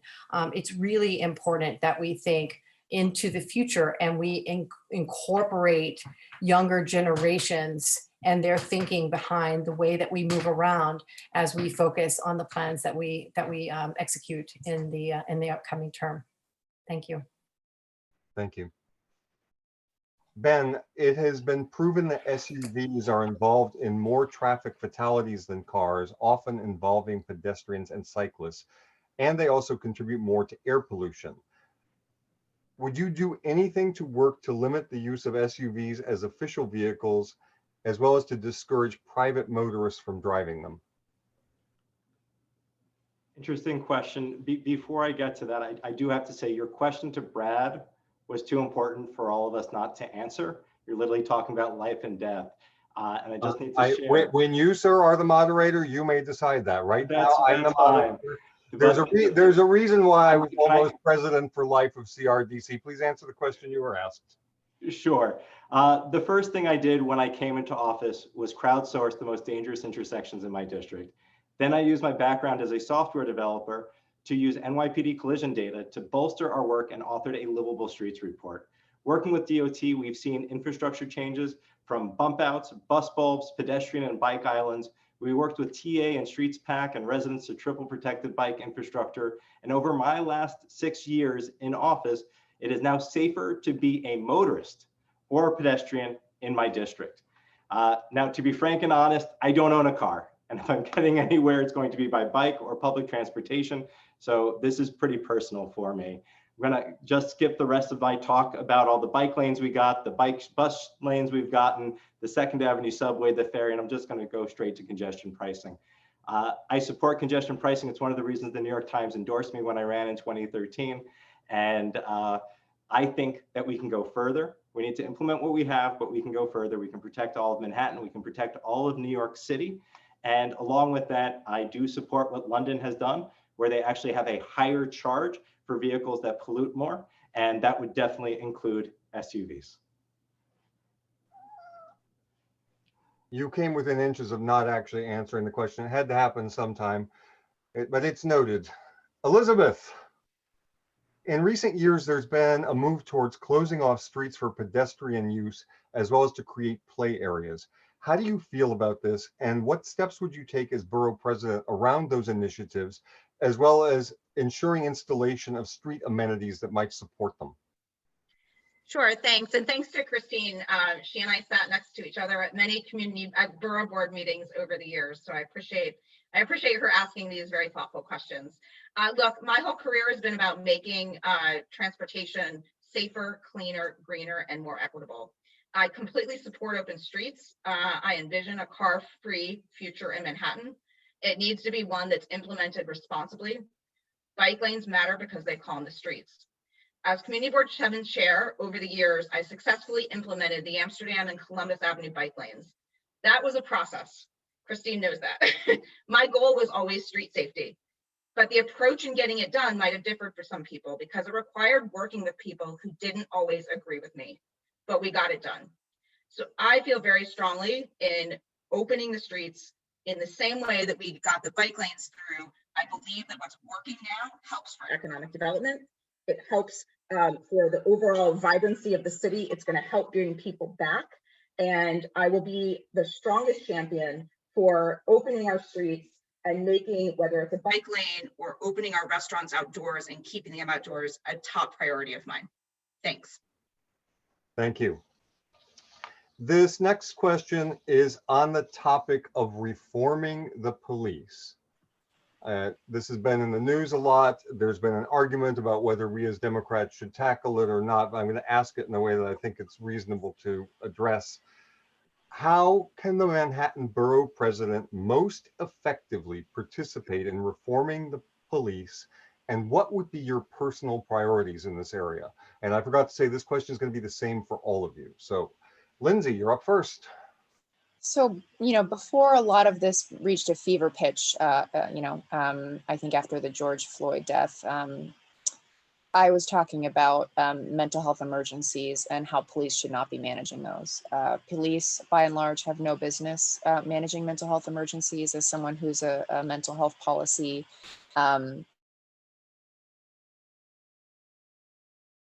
is passionate about this. People only get hurt. More deaths happen when police are handling these kinds of situations, particularly without the right kind of training. And we've seen this recently in Rochester, this terrible story of a man dying who didn't need to be because his family had called for help with him.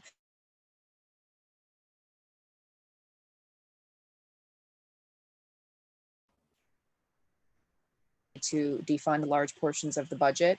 I think we need a new commissioner, which I have called for and would continue to do so. Especially, there's no reason we should have a commissioner who doesn't live in the city of New York and shouldn't have to move to the city just because they become commissioner. I would also fight just the really reprehensible lack of leadership and true hate that Pat Lynch from the PBA has really led. I think it's really grotesque. It's a really bad look if there's any hope of bringing people and our police force together.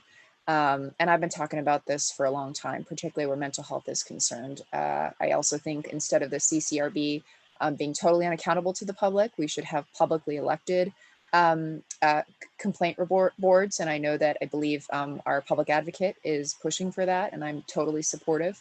And I'll continue to show up at rallies. I think both from a policy standpoint and from an activist standpoint, I will be there as I have been from the beginning, and it's incredibly important to me. Thank you, Ben. It's hard to imagine real racial justice with an NYPD commissioner who won't say that Black Lives Matter. We need a mayor who will fire a commissioner who disobeys him, and I think our current police commissioner has done enough to be fired many times over. It's hard to imagine real racial justice when we have a city more interested in policing communities of color rather than investing in them. When thousands of people took to the streets to demand that the city council hold the NYPD accountable, I listened. And I'm the only one in this race who ever voted to defund the police. Defund NYPD is not just a slogan, it's how we pay for positive change we want to see in our communities. Today, when the city council voted on an additional $4 billion, I was once again one of the only one in this race who voted against it. And again, it was because we weren't investing in low-income communities of color that have been harmed by over-policing. And we weren't changing policing through a lens of racial, economic, and criminal justice. And so we need to do so much more in our city, and it's something I want to continue to do as our borough president, starting with education and ending the schools to prison pipeline by giving every single kid a laptop. It's what I'd use my capital for now and why I've introduced legislation to do so. It means investing in small business owned by people of color, especially women, ending mass incarceration and over-policing communities of color. We need to change how our criminal justice system treats white people differently than Black and brown people who fill our jails. We need to change how it treats poor people and people who can afford pricey lawyers. The Paul Manaforts of the world experience a very different criminal justice system. That's not acceptable. And as borough president, we can fix that together. Kim?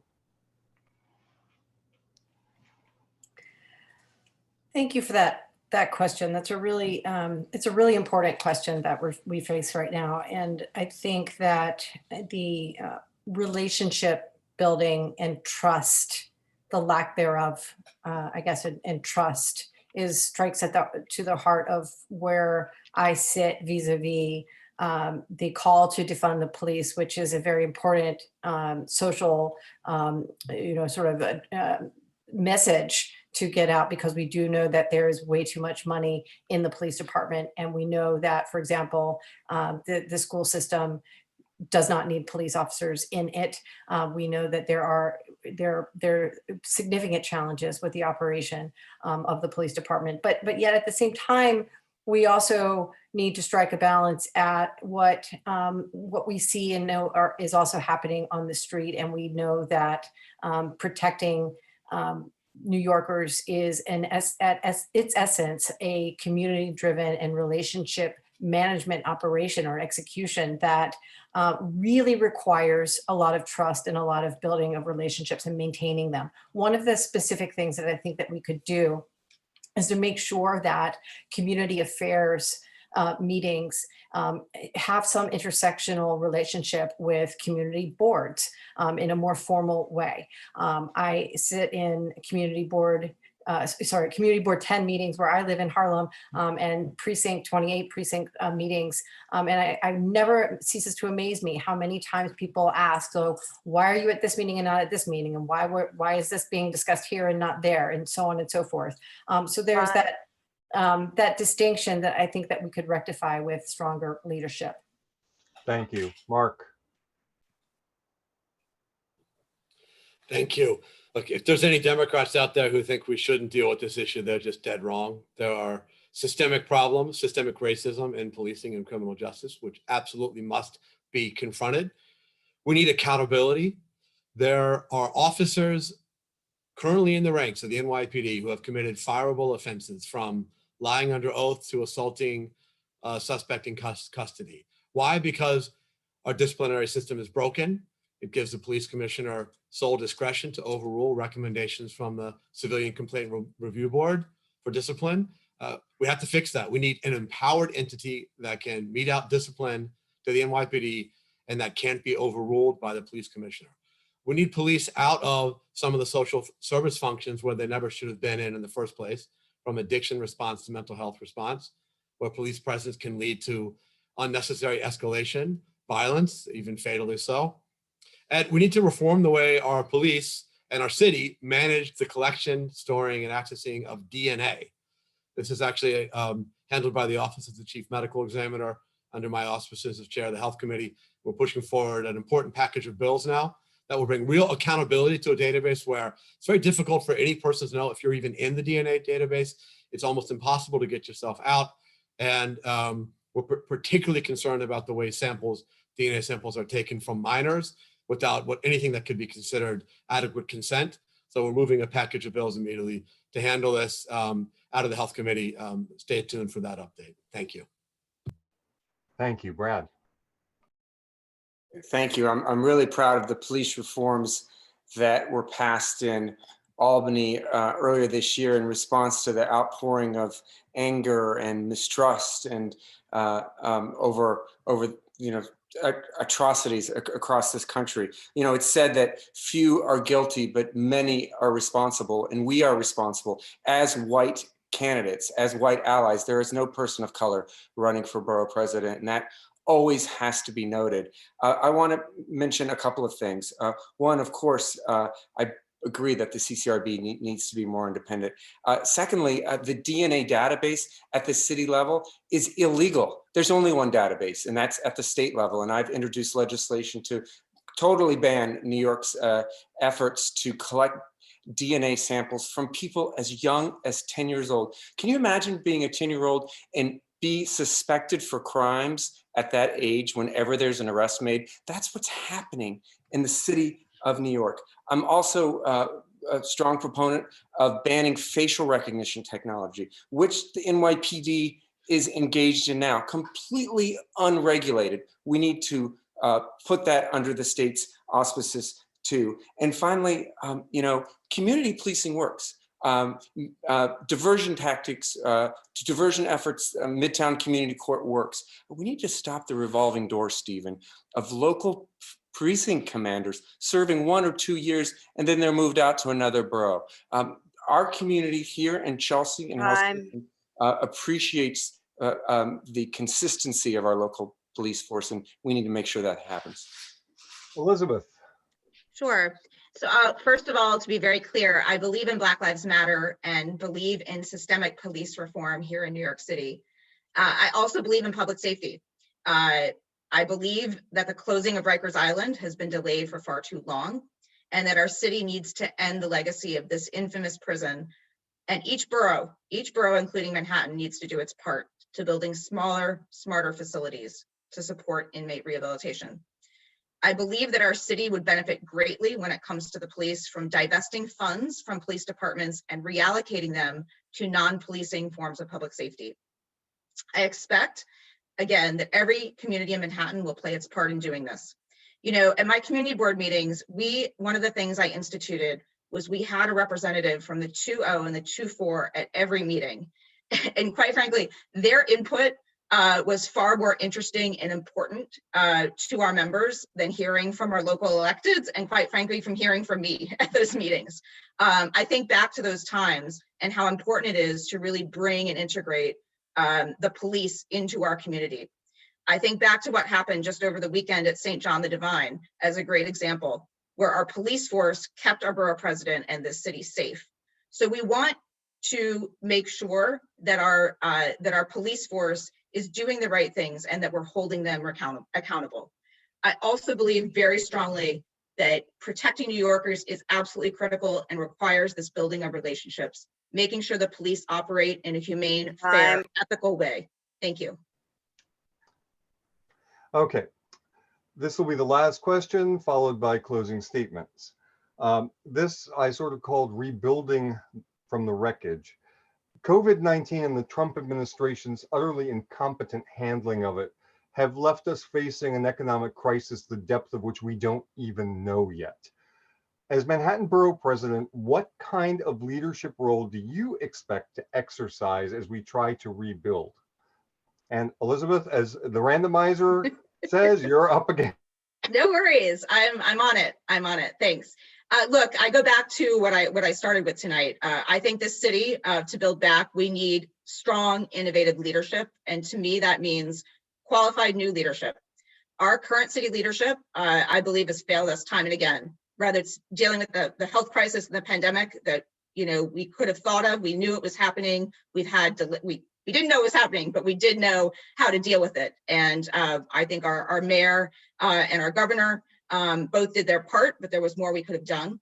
But even more so than that, the PPE delivery, the heat lamps, all things that we could have thought of over the course of the spring when we knew this pandemic was getting out of control. Career politicians just have not, in my view, brought the forward-thinking, actionable ideas and the vision that the city needs, especially now. So given the immense challenges we're facing, and another thing that I bring to table, which is my sort of fiscal and infrastructure skills, it's going to require the city to make a lot of tough decisions. And I want to be that person. And I think we're going to need a borough president who has a record of balancing budgets, finding innovative solutions to complex challenges, and really getting results. Somebody who's actually done it and gotten results. So I'm going to work to get Manhattan back on track and return our borough to what I've always said it is, the core of the Big Apple. Thanks. Thank you. Lindsey. So I think the entire appeal of this job is about how central it can be to New York's recovery, and how central Manhattan's recovery is to the state's recovery, is to the country's recovery, in fact. I think if people who weren't in New York during shelter in place, it's hard to grasp the pain that collectively New Yorkers have gone through, but we all understand it, and we all know someone who's lost in this crisis. And I think one of the hardest parts is that we're not even seeing all the pain points that people are encountering. I've spent my entire career finding ways to problem solve and to listen to people. I think far too often our politicians are really focused on talking at people, including those I've worked for. And I think it's time to listen to people's pain points and respond to them. That's what I've been doing thus far in this race, and that's what I've been doing my whole career. We need someone who's going to focus on livability of this city, focus on highlighting and reinforcing all the things that make this borough wonderful, make it the central business district for the country, make it the cultural heart for this country, make it so much the historical heart of this country. I love this place. I've spent my whole adult life here, and I've spent my whole adult life here building my capacity and my skills to take on this job. It really feels like the right time to do that. And this role, I think, has the opportunity to become one of the most fundamentally important jobs in this recovery across the country. I really think that New York has to be a beacon for other places, other cities, other parts of this country, and other parts of this world in a recovery, thinking creatively on how to go forward. And I'm very excited. Thank you. Brad?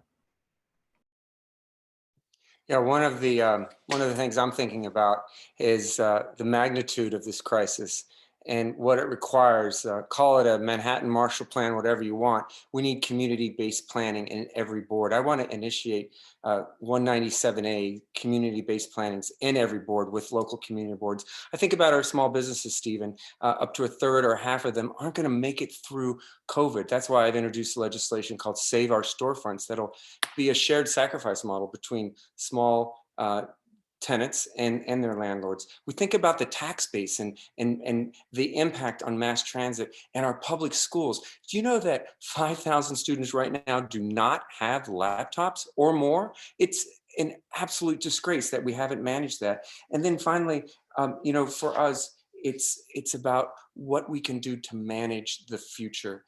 And I think our community boards, our grassroots effort, the fact that the borough president sits in the hub of that planning is so crucial to Manhattan's future. I'm really excited to be part of it. And as a former community board chair, served 10 years as a board member, that's 25 years in human years. I'm really looking forward to getting back into that. Thank you. Kim. Thank you so much.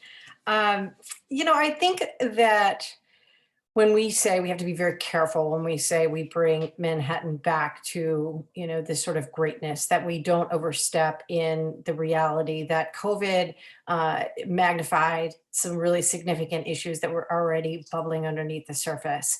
And one of the opportunities, if there are any opportunities here, is to bring Manhattan back to an equitable place, but something that's even stronger and better than before, because it's more resilient for everyone. It's more equitable for everyone. We're going to be hard pressed to be able to do that.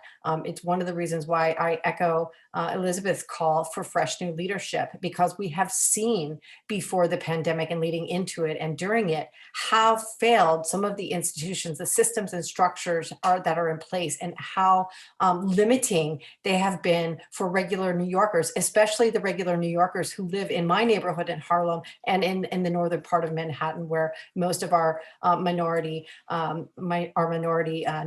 neighbors live.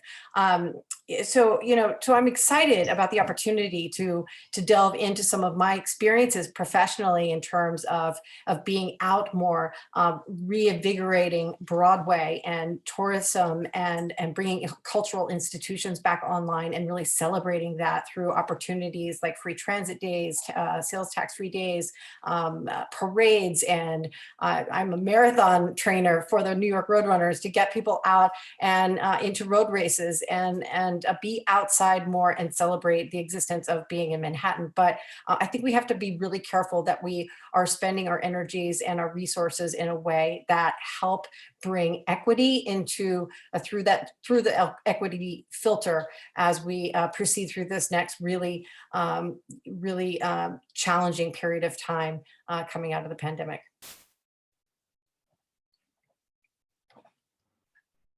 Thank you. Mark.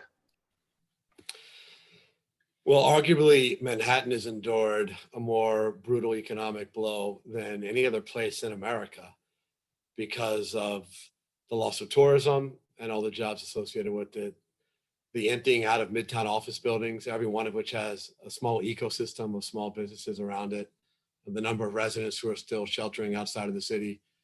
And this has been particularly devastating for the hospitality industry, for the entertainment industry, our countless thousands of people who earn their livelihood on Broadway and other live entertainment venues, workers and owners of restaurants and other retail that's been devastated. And unfortunately, we're not out of the woods yet, because as COVID has come roaring back, tonight, 2,000 of our fellow New Yorkers are in hospital with COVID. That number is rising at an alarming pace. And so unfortunately, there probably are going to be more shutdowns ahead to save life and to avoid even worse consequences. So it's just reprehensible that amidst all of this pain, economic pain, the Republican-controlled US Senate, even at this hour, has refused to provide an aid package of direct relief to restaurants, to workers, to people in entertainment. It's just reprehensible. And frankly, I think we're being punished because we're a blue state, and it's despotic behavior. We're hoping that with the arrival of the new administration, there'll be hope. But I have to say that this crisis is also an opportunity to rebuild our economy in creative ways, which are more just, and to elevate worker co-ops and community land trusts, and to develop new institutions like a public bank that I mentioned earlier, that would channel our money, the city's money, into the kind of projects which can advance racial, economic, and social justice. So I'm confident that we will come back, and that we can come back as a more just city. And that's certainly what I'm fighting for in running for borough president. Thanks. Ben? We're currently facing a second wave of a pandemic that is straining our already strained way of life here in New York. That's why I opened 350 new hospital beds at H+H in my district, which is currently treating people with coronavirus. That's why we work to secure PPE, and why I've been fighting Mayor de Blasio, who's been saying we have enough N95 masks when we are dangerously short of our 90-day supply for the city. And if you know anyone who needs PPE, please reach out to me. We will make sure that they get it, whether they're a city worker or a hospital worker. We want to make sure that no one is being sent to the front lines without the equipment they need to be safe. We've also been focusing on addressing homelessness and hunger that everyone is experiencing across the board like I've never seen before. At the same time, we're facing climate change. We have a climate emergency. I authored the resolution, making the city the largest city in the world to declare it. And I also helped pass, as a co-prime sponsor and co-chair of the Progressive Caucus, a dirty buildings bill known as the Climate Works law that I will have to continue protecting as borough president, because I've actually had to vote against colleagues who wanted to create an exemption for natural gas, and they got away with it. We need to do more for education. You've seen a handful of us trying to parent through the pandemic and even this forum. We need universal 3K for all of Manhattan, from the tip of Manhattan to Central Harlem. It's already above Central Harlem. We need childcare. We need to make sure that every single child has a laptop. I bought them for every school in my district. That's why they went home with them. But that's also with so many kids, I believe it's actually 60,000. I introduced legislation to mandate every single student get a laptop with internet and digital textbooks that tell the stories of our shared cultural history, not just white men from Europe. We need racial and economic justice. That's why I voted to defund NYPD. We need to improve education. We need to desegregate our schools starting online, which the New York Post even endorsed, then in person. We have so much to do from a worker-led recovery, and I hope we can do so together. Okay. Well, that sounded like your closing statement in addition to the answer to the question. I don't know. Closing statements, 90 seconds. Those of you who joined us, thank you. I will come back at the end. But if you look in the chat, my colleague, District Leader Paul Devlin from Hell's Kitchen, is going to post all the campaign websites, which many of the candidates posted earlier, so you can find out more there. First up for closing statements, Kim. Thank you so much.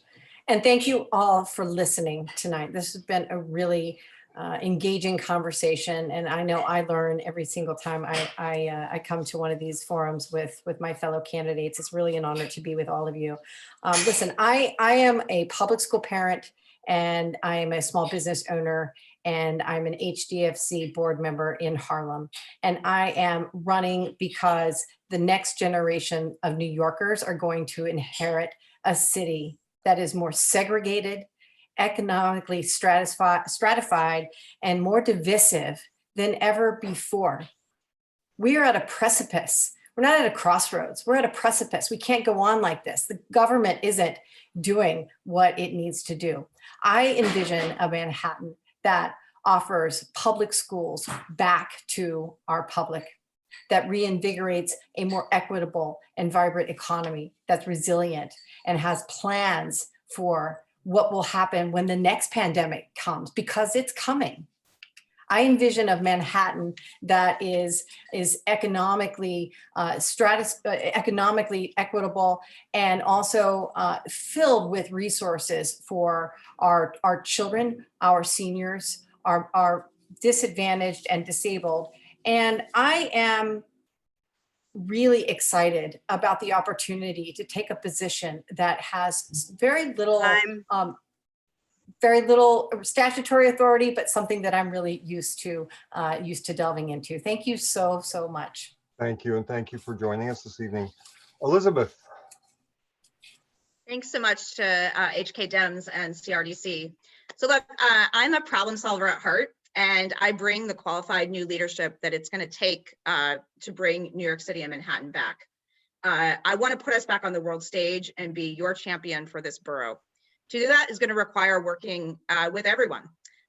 When our city and state leaders fumbled on delivering PPE, I worked with Gail's office to get a donation of 200,000 PPE secured to NYCHA housing in Harlem and throughout the borough. I got it done. When nobody thought we'd ever have an Amsterdam Avenue bike lane, I got it done. I want to do the same thing for Wi-Fi and laptops so we don't lose the generation of New Yorkers due to the pandemic. I want to do it for the theater community so we can come up with creative solutions for them to survive and get rent relief and stay here in Manhattan. So like I said, I'm a problem solver, and I bring an extensive background in municipal finance, working in infrastructure, and working with emerging tech and cities at the World Economic Forum, which is my day job. I'm a working woman and I'm working full-time while running. I'm the longest serving chair of Manhattan's Community Board 7, and I'm a bridge between public and private, global and local, and neighborhood. We need a borough president who can really work to keep Manhattan what it should be, which is the core of the Big Apple. Please follow me at elizabethcaputo.com. I bring the freshness and energy and the qualified new leadership that this borough needs, and I would welcome your support. Thanks so much for your time tonight. Thank you, and thank you for joining us. Lindsey.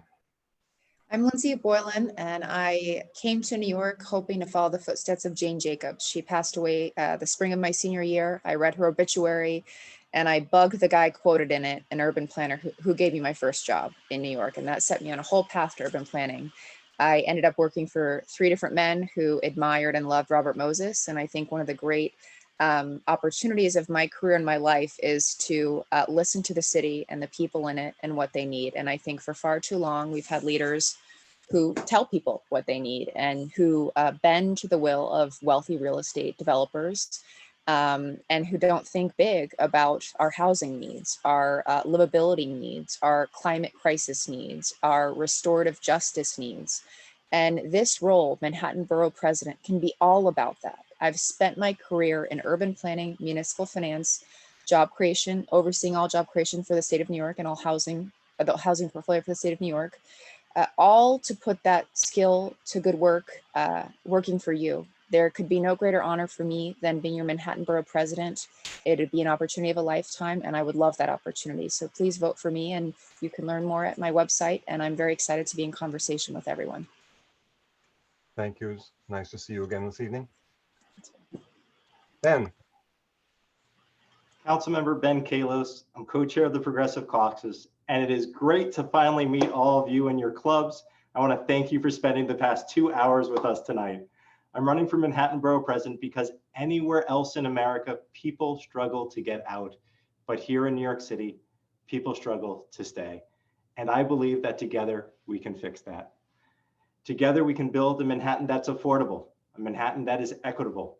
I believe that this year we can elect a city council and borough president who haven't been corrupted by real estate and corporate money. We can prioritize a worker-led recovery from the pandemic, and we can achieve real racial, economic, and criminal justice. This week, I was humbled to receive the largest public funds payment of any borough president candidate in the city of New York, and the only one in Manhattan, showing the strength of grassroots under the new campaign finance system.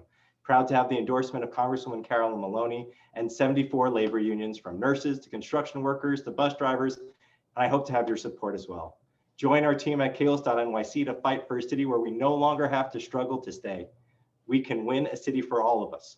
But before then, we need to win Georgia so we can get federal funds and state funds. So please do everything you can, and I know you are, and I'm here to help. Thank you. Thank you for joining us. Mark. Well, thank you, Stephen, and thanks to CRDC and HK Dems for this conversation and so many original and important questions. And thanks to all of what both your clubs have been doing to win for progressive candidates and causes in New York City and nationally. And I know you understand just how much is on the line in 2021 when we're turning over the entire city government. And we have really a unique opportunity to set a course for our city and to make sure that we build back from this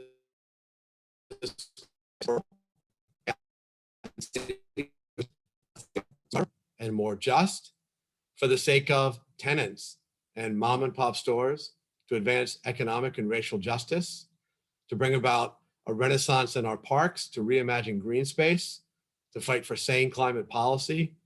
I'm running to be your borough president to make this happen.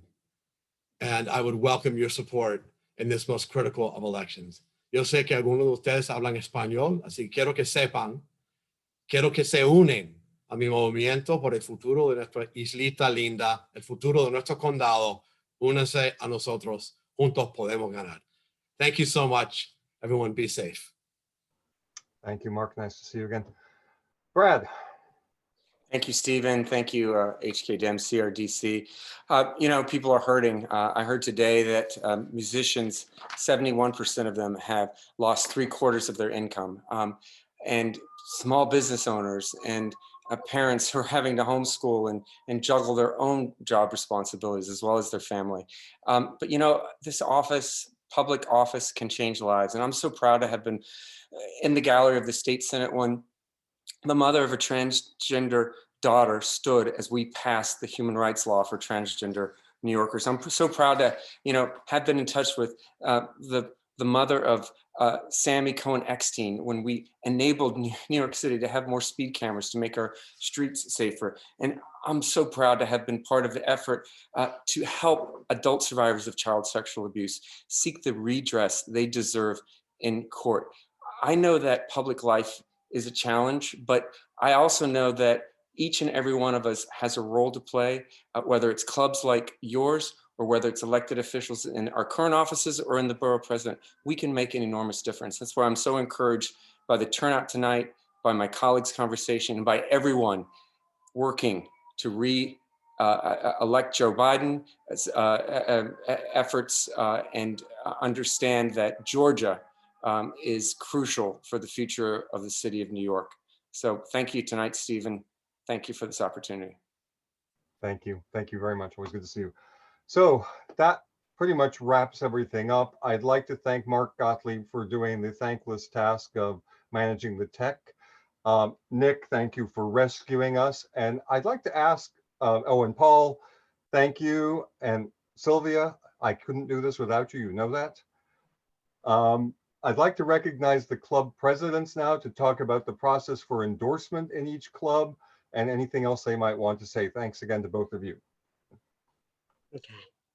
Well, I want to thank everyone for coming this evening.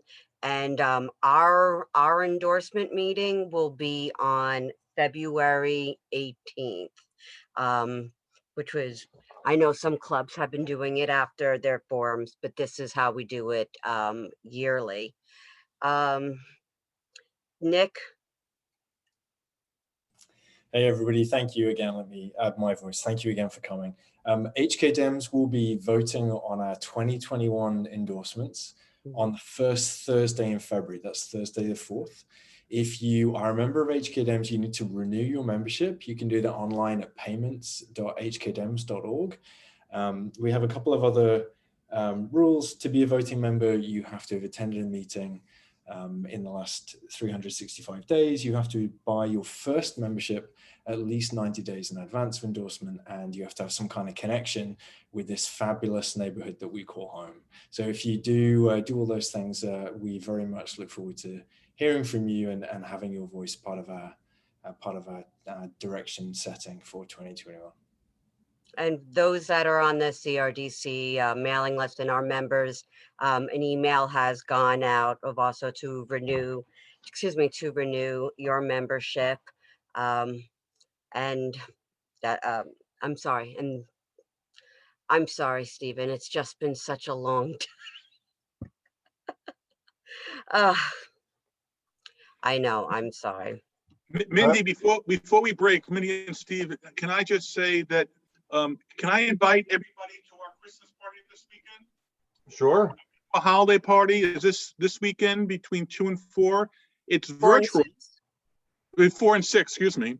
It's virtual, and if you have not gotten the link from our email, please email me at crdctreasury@gmail, and I'll send you a link to our party, and we hope to see you. It's going to be really terrific.